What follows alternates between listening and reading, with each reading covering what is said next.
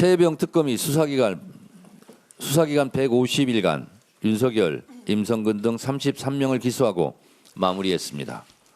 2차 종합특검을 검토할 시점입니다. 박정훈 대령의 억울함이 밝혀진 것은 다행스러운 일이고 윤석열의 경로설과 수사외압의 실체가 어느 정도 드러난 것은 특검의 성과입니다. 특검 관계자 여러분들 수고 많으셨습니다. 그러나 정작 임성근 전 사단장에 대한 구명 로비 의혹은 아직도 오리무중입니다. 윤석열 당시 대통령에게는 수많은 장성 중 하나인 투스타에 불과한 눈에 보이지도 않았을 임성근을 왜 그토록 구해주려 했을까? 구명 로비 의혹에 대한 실체는 덮여 있습니다. 특검은 이 실체를 밝히려 노력했지만 번번이 그 길목을 가로막는 법원의 구속영장 기각으로 구명 로비의 진실의 문은 열 수 없었습니다. 조희대 사법부가 문제였습니다.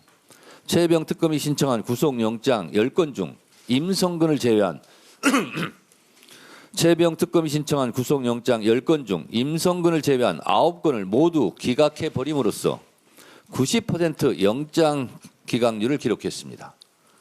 구명 로비 의혹의 90%를 법원이 가로막은 꼴입니다. 최혜병 순직 사건의 핵심은 왜 최혜병 사망 사건의 실체를 덮고 구명 로비 수사 의혹까지 해야만 했느냐입니다. 이 부분을 못 밝히는 것은 결국 법원의 영장 기각 때문입니다. 법원의 영장 기각은 최혜병 특검에서만 있었던 것은 아닙니다. 내란 특검이나 김건희 특검에서 신청한 주요 핵심 피의자 구속 영장이 연거푸 기각되면서 수사에 막대한 차질을 빚었습니다. 이쯤 되니 조희대 사법부가 최혜병 순직 사건의 실체도 가로막고 내란 청산도 가로막고 김건희 부정비리 사건의 실체도 가로막는 것 아니냐는 국민적 분노를 자아내는 것입니다. 내란 특검은 많은 성과를 냈으나 법원 스스로 박성재 전 법무부 장관의 영장을 2번씩 기각하면서 내란의 실체를 가로막는 장애물이 되었습니다. 박성재 구속영장을 막은 것이 혹시 조희대 사법부로 향하는 사건의 실체를 막고자 하는 것이 아니었는지 국민들은 의심하고 있을 것입니다.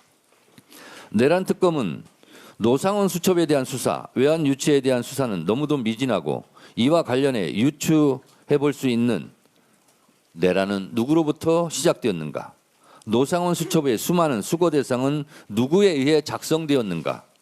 하는 내란의 최초 발화자, 기획자가 아직도 밝혀지지 않고 있습니다. 김건희 특검은 더더욱 문제입니다. 김건희는 워낙 비리 사건이 많아서 물리적으로도 시간이 부족했습니다.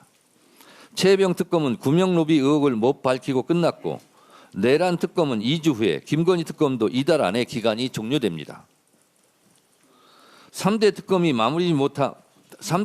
마무리하지 못한 사건은 국가수사본부에 이첩될 예정인데 그럼 이재명 정부의 수사기관에 대한 공정성 시비를 문제 삼으며 국민의힘이 계속 흔들어댈 것입니다. 그러니 3대 특검의 미진한 부분은 한 군데에서 몰아서 공정하고 객관적으로 진실을 밝히기 위한 2차 종합특검을 검토해야 할 시점입니다. 2차 종합특검에 대한 국민적 요구가 높아지고 있음을 무겁게 생각합니다. 이대로 끝낼 수는 없습니다. 이대로 끝내지 않겠습니다. 최혜병 순직 사건의 구명 로비 의혹, 12.3 비상기업 내란 실제 기획자의 실체, 그리고 김건희 비리를 끝까지 파헤쳐야 합니다. 프랑스 공화국은 관용으로 건설되지 않았습니다. 무관용의 원칙으로 대한민국 사법 정의를 바로잡을 수 있도록 최선의 노력을 다하겠습니다.